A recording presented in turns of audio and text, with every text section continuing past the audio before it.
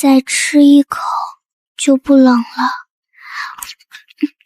水好凉。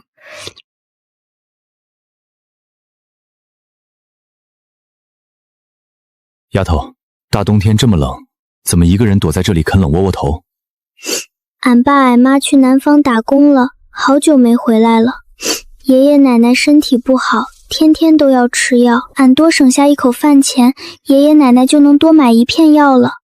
这窝窝头吃习惯了，顶饿的。这么小的孩子怎么就懂事成这样？外面的世界再热闹，也不该让你一个人在这里挨饿受冻。别怕，哥哥抱你起来。走，跟哥哥去高处看看太阳。丫头，哥哥向你保证，以后不仅让你天天吃饱，还让你每天都有热腾腾的肉吃，好不好？好，谢谢大哥哥。是小陈吧？你出息了，还能回来看看。老校长，村里现在穷成这样了吗？连口热饭都吃不上。不是村里穷得揭不开锅，是人心变了。现在村里的青壮年都在外面打工，一年到头往家里寄不少钱。可那些留守的老人太抠了，思想太陈旧，钱都攥在自己手里，舍不得给孩子们买点好的。这帮娃娃硬生生把身体底子都熬坏了。老校长，这件事不能再拖。小陈，你把我们叫到镇上来是要谈学校的事儿。300万，先建食堂，孩子们从下一顿开始必须吃上热饭。这300万，我全资捐给林家村小学，用来建一座最高规格的现代化营养食堂。从今往后，全校200个孩子每天的午餐我全包了，必须保证2荤1素1汤，每天中午1人1盒纯牛奶。工程队我从市里请，采购和后厨也由我直接盯，不能让1分钱浪费在孩子饭碗外面。林总，厨房冷库和孩子们的就餐区都按最高标准在推进，以后每天清晨食材由我直接验收，孩子入口的东西不能含糊。这下娃娃们终于有地方吃一口像样的热饭了。今天有牛肉，还有鱼。林总，今天每个孩子都是2荤1素1汤，牛奶也1盒不少。这300万花得值。这一天得花多少钱？要是折成现金，拿到咱手里多实在。你个做饭的，你敢拦我？我是林晨的本家婶子，我拿点东西怎么了？这位大嫂，这是明天准备给孩子们做红烧肉的食材。老板有规定，所有食材必须用在学生身上，任何人不能带走1针1线。少在这儿跟我讲规矩！林晨那么有钱，他建这食堂不就是给全村人发福利的吗？这肉放在这儿也是放着，我拿回家给我小儿子包顿饺子怎么了？你一个外来的打工厨子，有什么资格管我们林家村的事儿？住手！哎呦喂，大侄儿你可算来了！你看看你请的这个黑心厨子，连一块碎肉都舍不得给乡亲们分，你修这食堂是干嘛的？不就是救济咱们这些亲戚的吗？翠花婶儿，这300万是我捐给学校食堂的，这肉是我买给孩子们长身体的，这不是救济款，更不是你们家免费的提款机和菜市场。刘师傅，这肉收好，以后严禁任何非工作人员进入后厨，少了1两肉，我唯你是问。好你个林晨，越有钱越抠门是吧？一块破肉也当宝贝护着，你给我等着！真以为我们稀罕你那口破饭？林总，这村里的人怕是不好伺候啊。今天他敢抢生肉，明天指不定能干出什么事儿来。没事儿，规矩定在这儿，谁也破坏不了。只要底线守住，这份饭就能干干净净送到孩子碗里。咋了，翠花？不是去食堂拿肉了吗？咋空着袋子回来了？他林晨有钱盖那么大的食堂，却连半块肉都不肯给乡亲们分，这不是拿咱们当外人吗？这1个月，孩子们上课的声音都比以前亮堂多了。能吃好饭，孩子的精气神真不一样。孩子们肠胃弱，菜单必须少油少盐，各种营养成分都按量来。今天的鱼好嫩，牛肉也香。翠花，今天这手气可不顺。奶，哭，好丧啊！不在学校好好待着，跑这儿来干什么？奶奶，我不要吃学校的破饭了，我要吃炸鸡，我要吃大肥肉。学校食堂天天都是水煮白菜，连个辣椒都没有，嘴里淡的难受。学校真就给娃吃白水菜啊？孩子们肠胃弱，油盐都得控着，先用高汤把底味调出来。这不是白水菜，是高汤白灼有机食蔬，给孩子补维生素。就是没味儿，一点都不香，我就想吃辣的、油大的。这不是救济款，更不是你们家免费的提款机和菜市场。翠花婶儿，你这话可说到点子上了，我早就觉得这事儿不对劲儿了。你们大伙儿仔细算算这笔账。林晨当众说砸了300万给咱们村建食堂，对吧？咱们学校一共才多少孩子？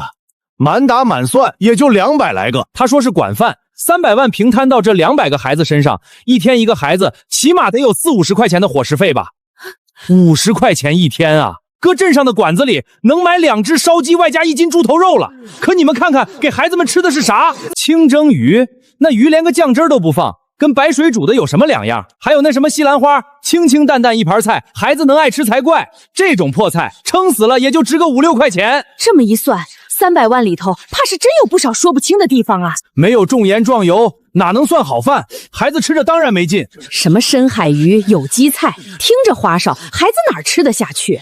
对呀，你搞这么一箱清汤寡水的，肯定不值些钱。那剩下的40多块钱去哪儿了？一天扣40，连买个孩子就是8000块，一个月就是20多万啊！一个月20多万，太多了吧？一个月20多万，这不是拿咱们孩子的饭钱做文章吗？难怪林晨那小子这么积极，原来是打着做慈善的幌子跑咱们村来捞好处了。我说那个城里来的胖厨子怎么天天硬气，原来跟林晨是一伙的。咱们孩子的钱保不全进了他们自己的腰包。这事儿要是不问清楚，往后吃亏的可就是咱们全村人。这么算下来，他哪是请孩子吃饭，这是欠了咱们一大笔钱啊！大狗，你说咋办？咱们不能眼睁睁看着应该是咱们的钱飞走啊！对，不能就这么算了。既然这钱是打着咱们孩子的名义捐的，那这钱就该是咱们的。他林晨不是有钱吗？咱们这就去找他算账。走，去学校后厨找那个姓刘的厨子问个明白，把咱们孩子的血汗钱讨回来！讨回来！讨回来！讨回来！牛肉按明天午餐人数分盒，登记表别漏。你们干什么？干什么？抓贼！把账本拿出来，今天非得查清楚你们到底偷了孩子多少钱！好你个黑心贼，表面上给孩子们吃水煮菜，背地里却买这么好的牛肉自己偷吃。说，林晨每天拨给你们的买菜钱，你们到底贪了多少？这位大姐，你胡说什么？这牛肉是明天准备给孩子们做番茄牛腩的，我们采购的每一笔账目都清清楚楚。这是高品质的排酸牛肉，1斤就要60多块钱。呸！你骗鬼呢？就这破肉要60多？镇上的猪肉才15一斤，你们就是故意买贵的东西走账，把剩下的钱全揣进自己兜里了。还有你们做的那鱼，连点辣椒面都不舍得放，腥不拉几的，那是人吃的吗？你是不是拿死鱼烂虾糊弄咱们村的孩子？那是新鲜的野生海鲈鱼，为了保证孩子们的脑部发育，只能清蒸。我们严格控制盐分和辣椒，那是为了健康，少拿城里那一套放屁。老子只知道，你们每天给孩子吃的东西根本不值50块钱。你们这是恩将仇报，林总花了几百万，是为了你们的孩子好。既然你们做不出50块钱一顿的饭，那就别做了，把食堂关了。既然这钱是捐给咱们孩子的，那凭什么让你们这帮外人管钱？把钱折现，1天50，按人头发到我们家手里，我们自己给孩子做。折现发钱，发钱折现发钱，把钱吐出来，把钱吐出来。翠花婶儿，你去买几块白布，明天一早咱们全村老少爷们儿去校门口拉横幅。林晨要是不给钱，这学校谁也别想上了。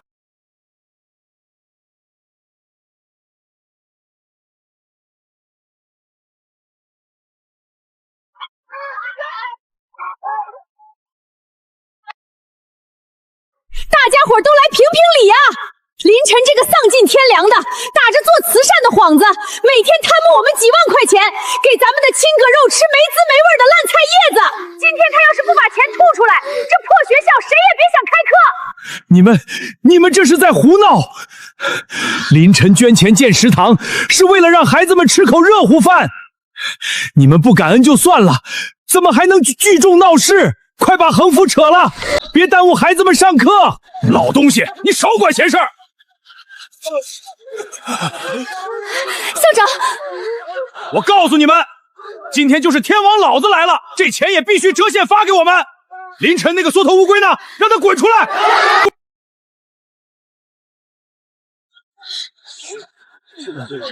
凌晨来了，正主来了！凌晨，你今天必须给我们一个说法。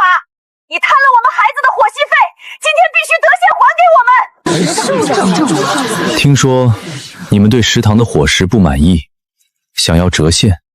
何止是不满意，简直就是喂猪的。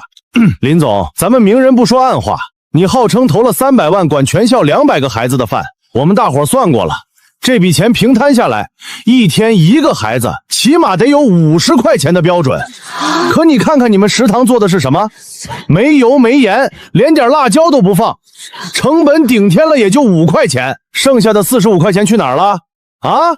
既然你这钱是捐给林家村的，是打着我们孩子的名义，那这笔钱就该由我们家长自己来管。对，给我们自己管。荒唐至极，用我的钱算我的账，最后还要把贪污的帽子扣在我头上。这群人的无耻程度再一次刷新了我的认知底线。所以你们全体家长的诉求就是关闭免费食堂，将所有的伙食费用直接以现金的形式发放到你们每个人手里，由你们自己来解决孩子的午餐，是这个意思吗？没错，就是这个意思。1天50，一个月就是1500。我家2个孙子都在这儿上学，你每个月得给我结3000块钱的现金，少1分都不行。用不着你在这假惺惺的装好人。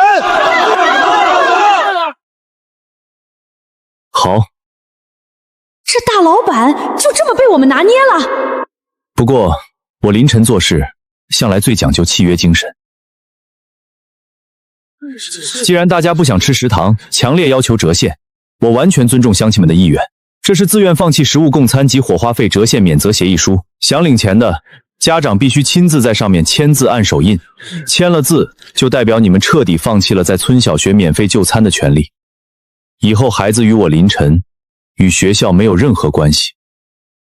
谁先来？签就签，谁怕谁呀？有了钱，我们自己买大鱼大肉，谁还稀罕你那破食堂？我也签，你别急，人人都有份儿。小陈啊，你糊涂啊！这钱要是发给他们，根本落不到孩子们的嘴里啊！你这是害了孩子们啊！既然他们觉得我心黑，觉得我克扣了他们的巨款，那我就满足他们。林总，字儿我们都签完了，这免责协议也生效了，你看这钱是不是该发了？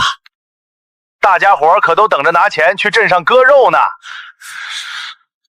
当然，我说过的话绝对算数。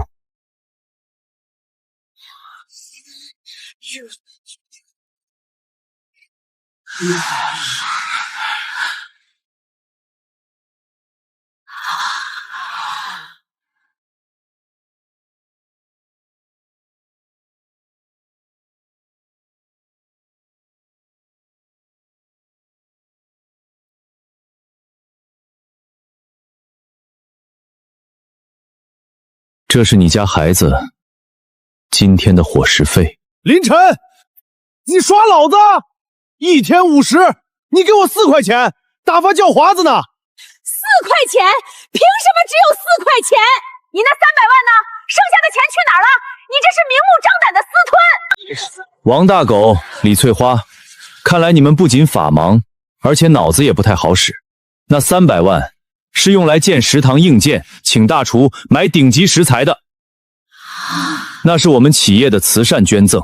但现在，既然你们主动签了协议，放弃了这笔实物捐赠，非要闹着折现，那好，既然是发现金，那我就只能严格按照现行法律法规来办。看清楚了，这是国家下发的《农村义务教育学生营养改善计划实施标准》，上面白纸黑字写得清清楚楚。贫困地区学生营养午餐的现金补贴最低标准是每人每天4元整。既然你们不要我凌晨私人自处的深海鱼和进口牛肉，非要按规矩折现，那我就依法依规办事。一天4块，1个月按22天在校时间算，总计88块钱，1分不少，全在这收宝袋里。至于那300万，既然你们不需要食堂了，那剩下的钱我自然1分不少的撤回。不是1天50吗？怎么就只剩1个月88了？签了字，食堂没了，就换来这几枚硬币。不行，这绝对不行！我们不签了，我们不折现了。这钱我们不要了，你让孩子们继续吃食堂。晚了，刘师傅，带着你的人撤出林家村。另外，让施工队马上进场。你要干什么？你们不是嫌弃那是猪食食堂，不是不想让孩子在那儿吃饭吗？既然它已经没用了，这个违章建筑我就遂了你们的愿，拆了它。你敢！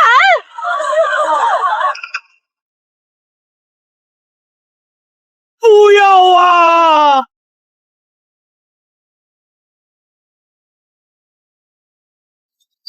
强拆作业现在开始。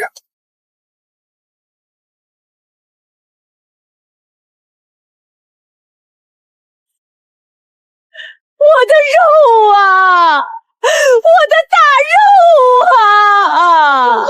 这仅仅是为你们的贪婪所付出的第一点代价而已。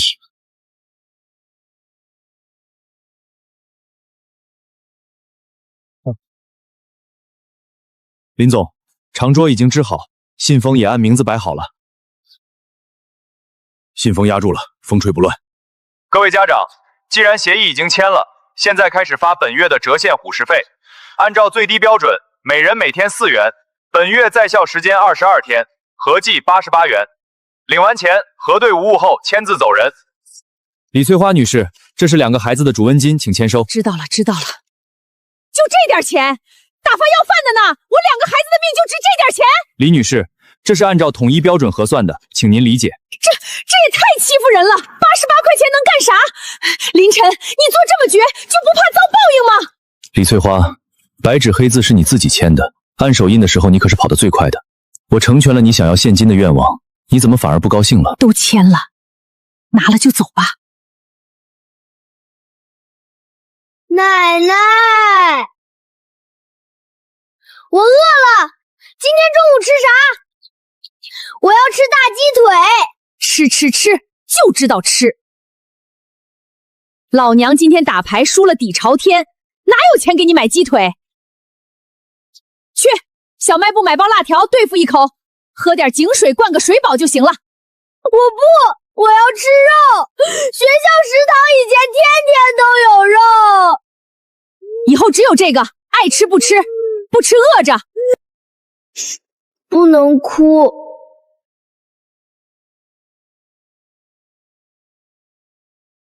88也是钱，先喝2口再说。先拿去翻本，娃饿一顿又不碍事。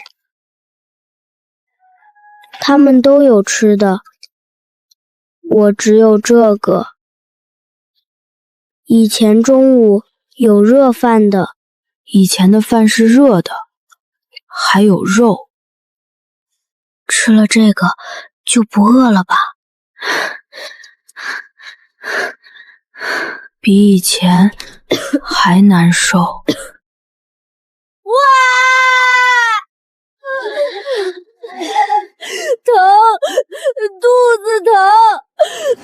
狗蛋，狗蛋，你怎么了？老师，肚子疼，我也想来哭。快叫救护车，通知家长。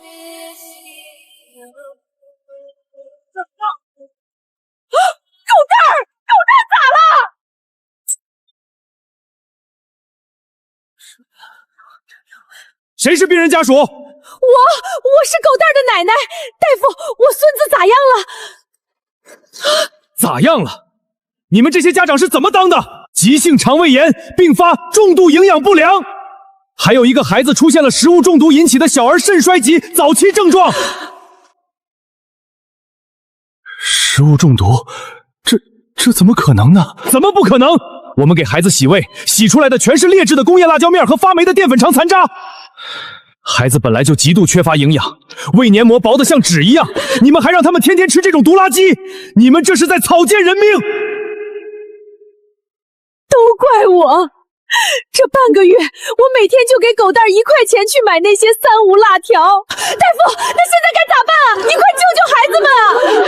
必须立刻办理住院，严重的那几个还要上仪器进行抗感染治疗。去1楼大厅缴费处，先每人交5000块钱的住院押中金，后续的治疗费用还要看恢复情况。5000？我哪有5000块钱啊？我儿子每个月寄回来的钱，我都拿去打麻将输光了呀！以前凌晨建食堂的时候，咱们1分钱都不用出，孩子每天中午吃的那可是深海鱼和排轩牛肉啊，个个都吃得健康又强壮。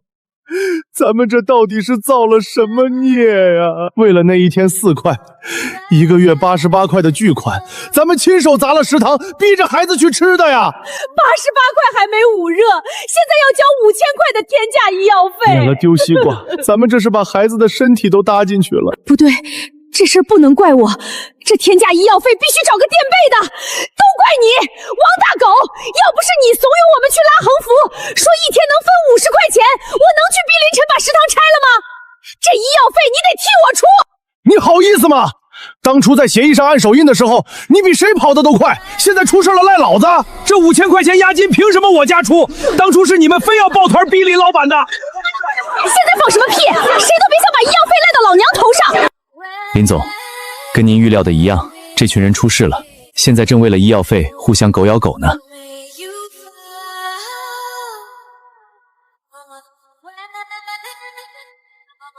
这还只是个开始，他们以为闹一闹就能拿到钱，发现钱不多就只能自吞苦果。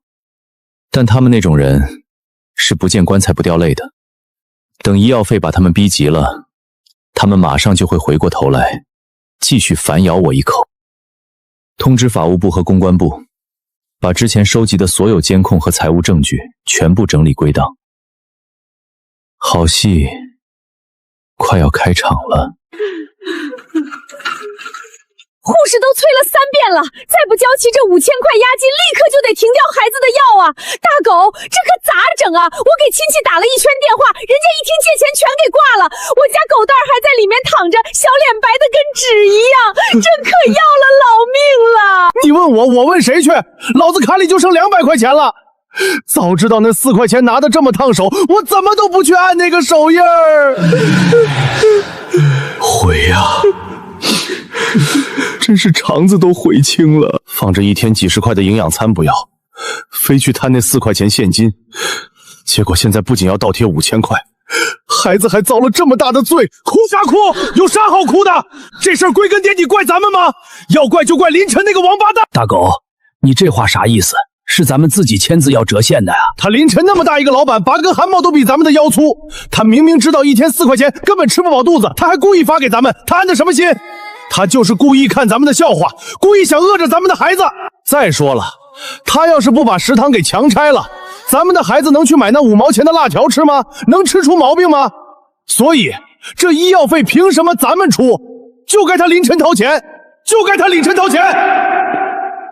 对呀，凌晨可是大老板，这笔医药费正好拿他当替罪羊。对，大狗说的对，他凌晨有的是钱，这5000块钱对他来说就是一顿饭钱，咱们这就回村找他去，他要是不给钱治病，咱们就赖在他家大门口。走，找凌晨要钱去，让他赔医药费，还要让他把食堂重新建起来。快，包下这几辆3轮摩托车，直奔林家村。咱们今天就是当一回抓狂的野狗，也得咬下他一块肉。他凌晨的祖宅就在这村子东头的半山腰上，青砖半瓦，闹中取静，凭什么他就能过这种好日子？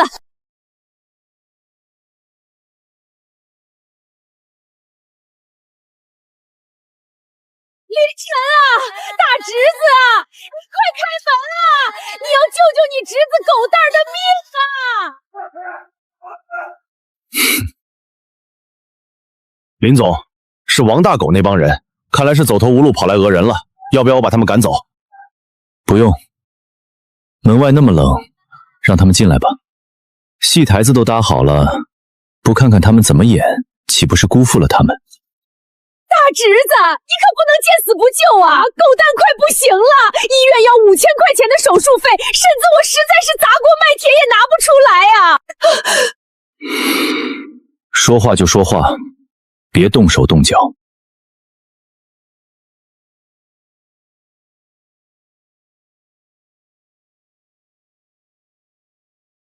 林老板，千错万错，都是我们的错，我们瞎了眼，我们不该贪那点现金。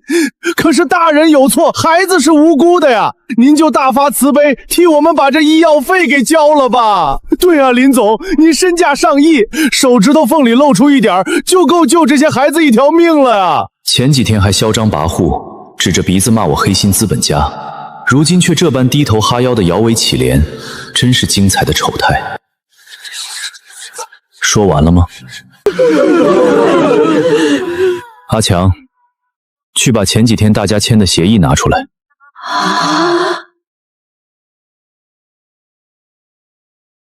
李翠花、王大火，各位乡亲，几天前是你们拉着横幅逼着我关停食堂，把钱发给你们。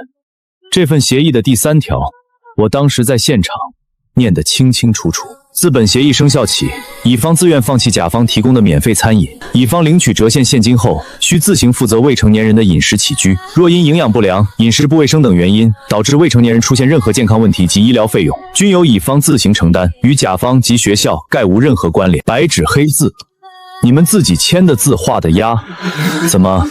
当时拿钱的时候，一个觉得理所应当，现在孩子吃出病了，就想把责任甩锅给我。我们企业是想把爱心献给留守的孩子们，为社会做贡献，不是你们用来兜底的冤大头。我不认，那破纸是你们城里人用来坑我们老百姓的，你少拿那破纸吓唬人！我告诉你，狗蛋要是有个3长2短，就是你害的。要不是你把食堂拆了，他能去吃辣条吗？今天这钱你出也得出，不出也得出。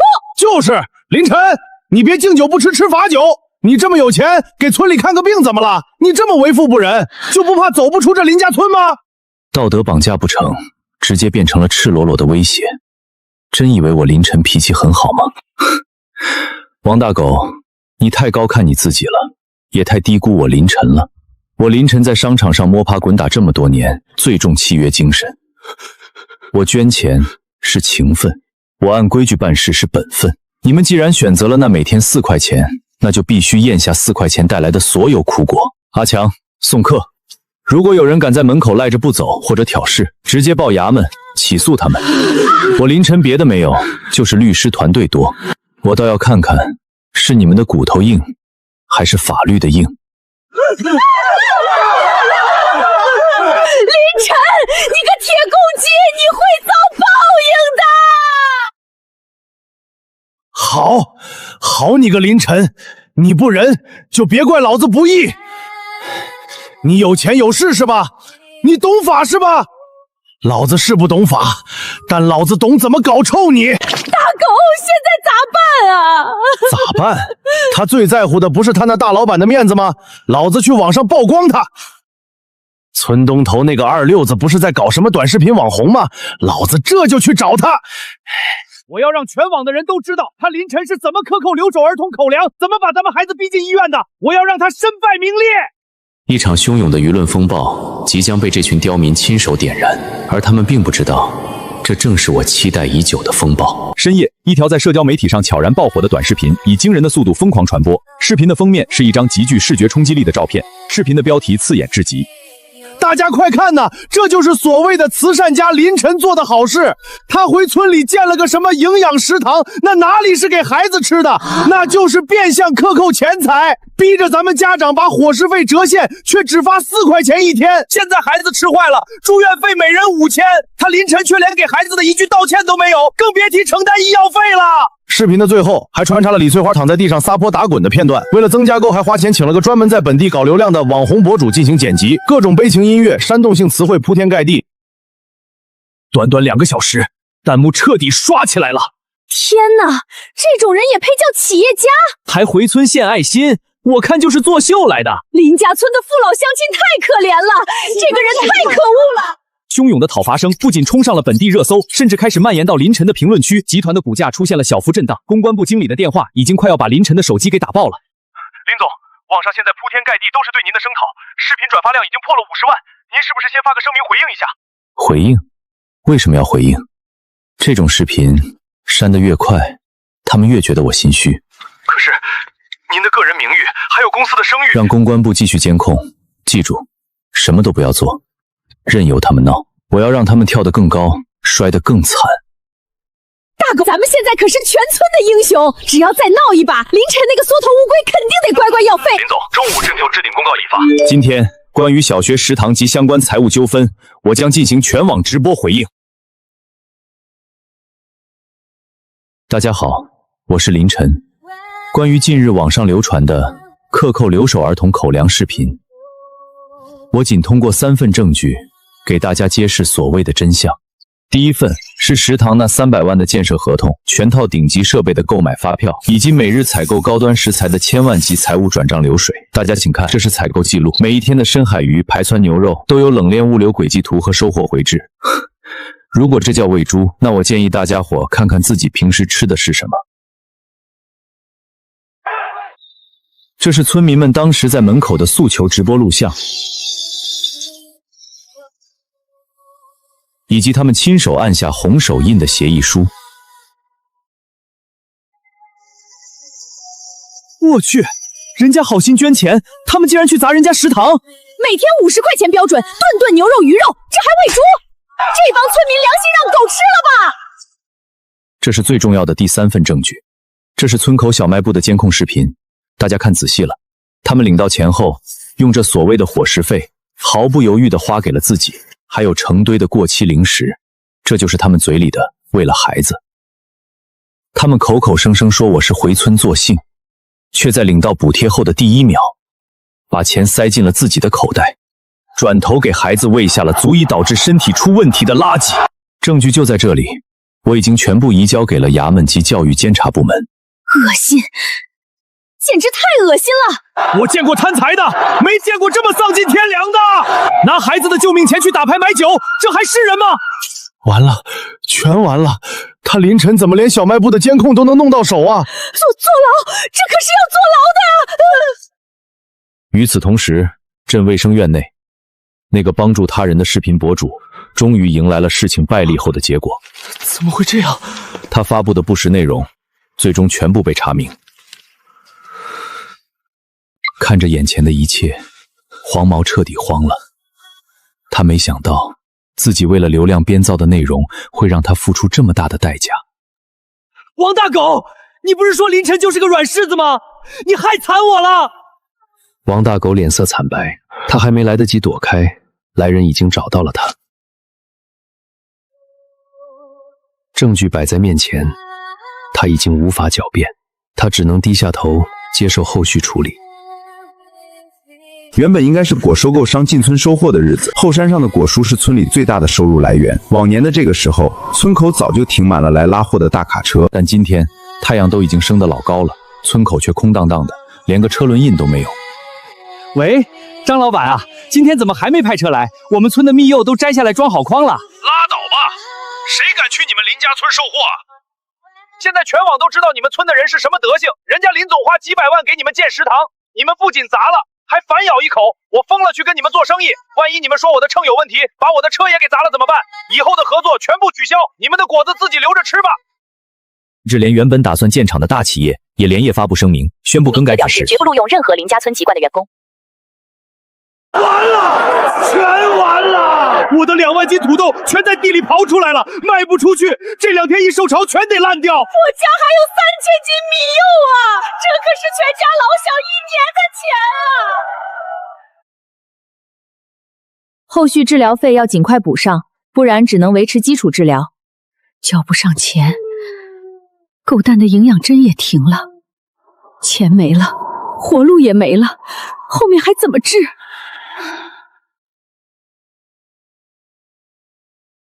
李翠花回来了！李翠花，你可算回来了！要不是你天天在村里挑唆，说食堂的饭菜不值钱，非让林老板得馅，我们能跟着去闹吗？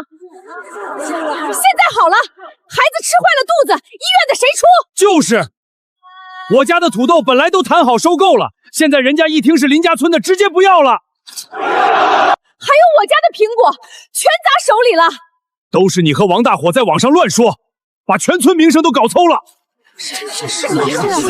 怎么都冲我来了？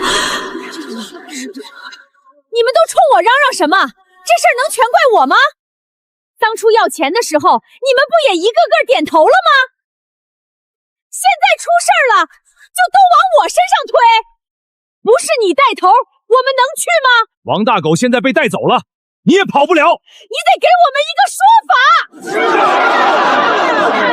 都别吵了，你们现在跟我闹有什么用？钱能回来吗？孩子的医药费能有人出吗？菜能卖出去吗？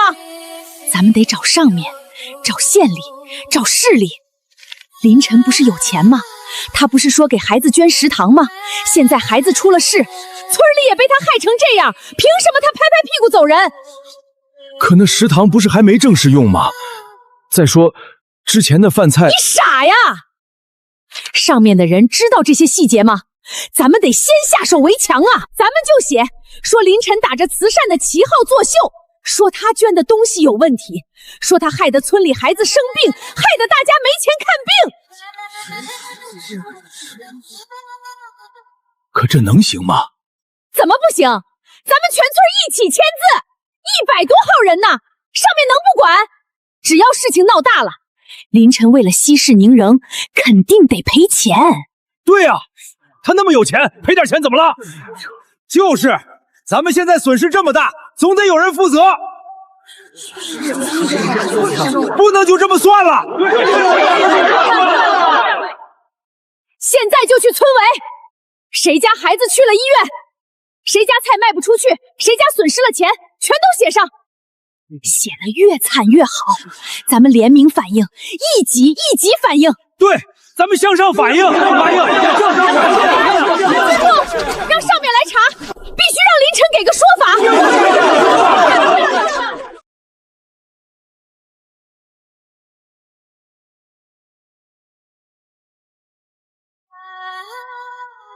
你们还要闹到什么时候？林晨给村里修路、建学校、建食堂，哪一样不是实打实的好事？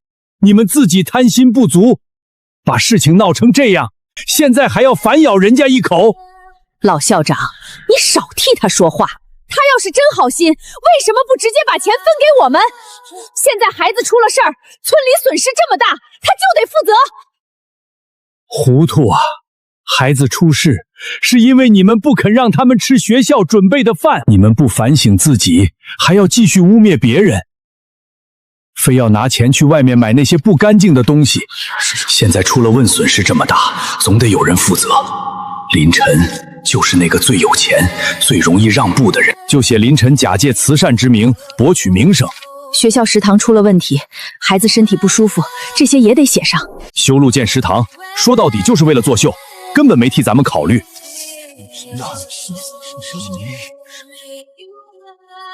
这就对了，咱们这么多人一起，我就不信上面不来。统一口径，咱们到时候就统一口径，把事情往严重了说。到时候林晨不赔也得赔。作孽呀！好好的一座桥，硬是被你们自己给拆了。人家递来的善意，你们不珍惜，如今摔疼了，又想把责任推到别人身上，真闹到上面，会不会不好收场？只要上面介入了，说不定林晨就得出来解决。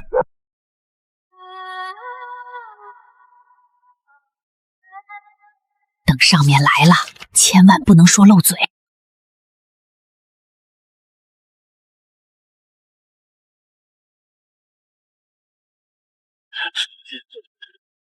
怎么来了这么多人？这是来啥事情的？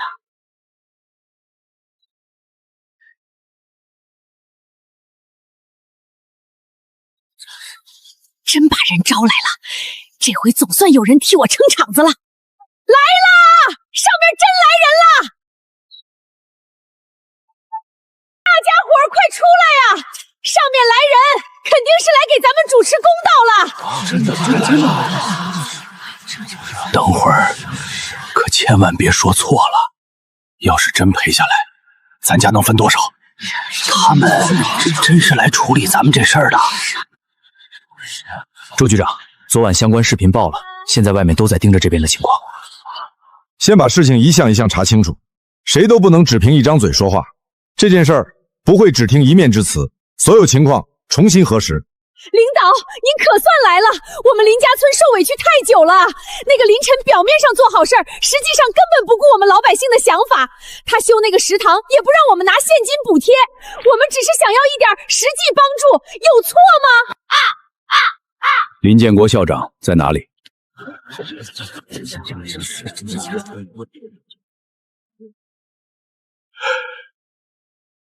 周局长，是我没有保护好学校，是我没有照顾好孩子们。林校长，事情还没有调查清楚。周局长，食堂就在前面，这全被砸了，设备坏了，食材也全散了。这不是乱，这是人为破坏。这些设备全都是按照标准学校食堂采购的，各种设施全部符合要求。这不是普通食堂，这是一个真正花钱花心思建设的儿童营养中心。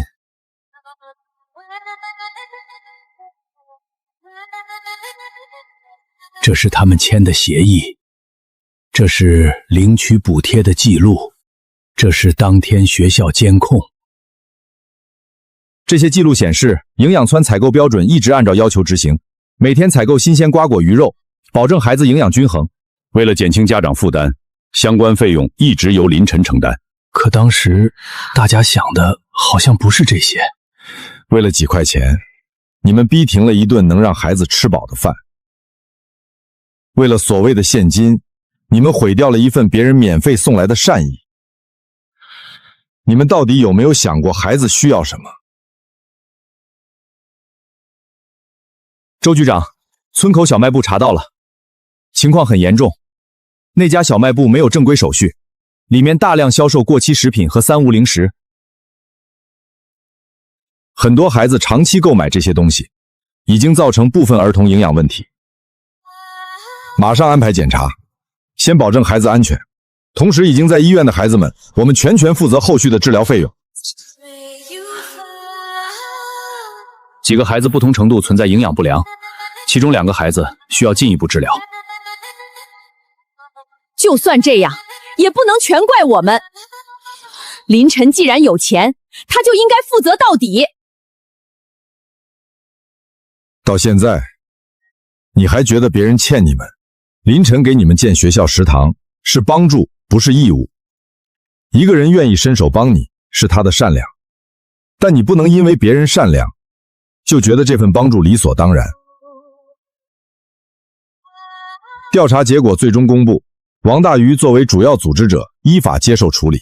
李翠花以及其他参与人员也根据实际情况承担相应责任。林家村小学继续保留，学校不会因为成年人的错误，让孩子失去读书的地方。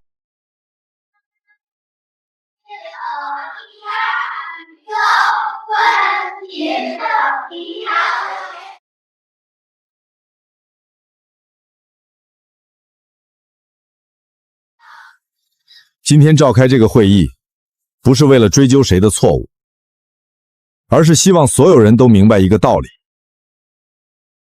教育是给孩子铺路，不是成年人争夺利益的工具。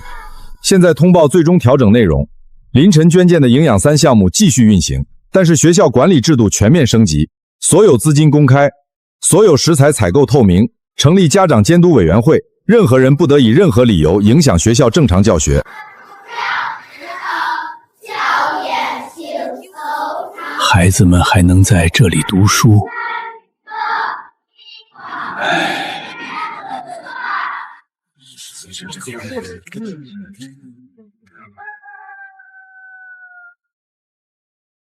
我知道，很多人现在后悔了，后悔当初听信了谣言，后悔为了眼前的一点利益做出了伤害孩子的事情。但是今天我站在这里，不是为了追究谁输谁赢，因为成年人之间的争执从来不是最重要的，真正重要的是那些没有选择权的孩子，他们不知道大人世界里的复杂，他们只知道这里是他们学习的地方，这里有老师，有同学，有每天能吃饱的午饭。很多人可能不知道，我小时候也曾经是一个留守孩子。我知道一个孩子长时间见不到父母是什么感觉。我知道当一个孩子遇到困难时，如果身边没有人鼓励，会有多无数。所以后来，当我有能力帮助别人时，我想做的第一件事，就是帮助那些和曾经的我一样，需要被看见、被关心的孩子。从今天开始，我们要一起守护这份机会，让孩子们知道，读书可以改变未来，让每一个留守儿童头知道，他们虽然远离父母，但这个世界依然有人关心他们。